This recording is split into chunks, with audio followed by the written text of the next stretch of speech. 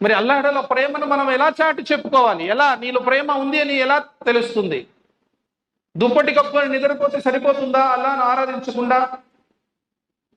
జీవితాంతం అసలు నమాజ్ చేయలేదు, సరిపోతుందా? అల్లాహ్ ఎడల ప్రేమ ఉంటే మనము నిత్యం అల్లాహ్ను స్మరిస్తూ ఉండాలి. వద్దాకిరీన అల్లాహ కసీరతుం వద్దాకిరాత్. ఎప్పుడు నీ హృదయములో నువ్వు ఏ పని చేస్తూ ఉన్నా నీ నాలుక ఎప్పుడు కూడా అల్లాహ్ను స్మరిస్తూ ఉండాలి. సుబ్హానల్లాహ్, అల్హమ్దులిల్లాహ్, అల్లాహు అక్బర్, లా హౌల వలా ఖువ్వత ఇల్లా బిల్లాహ్. అల్లాహ్ను స్మరిస్తూ ఉండాలి ఎల్లవేళలా. అల్లాహ్ చెప్పినటువంటి విషయాలను నమ్మి మరియు అల్లాహ్కు విధేయులుగా ఉండాలి. ఏ విషయాలైతే అల్లాహ్ తబారక్ వ తఆలా ఏ పనులైతే చేయొద్దని అల్లాహ్ నివారిస్తున్నాడో అటువంటి పనులకు దూరంగా ఉండాలి. అదే నిజమైనటువంటి ప్రేమ. అప్పుడే నిజమైనటువంటి ప్రేమ మనం కలిగి ఉన్నట్టు. మన ఇష్టం వచ్చినట్లు మనిషి జీవితాన్ని గడిపి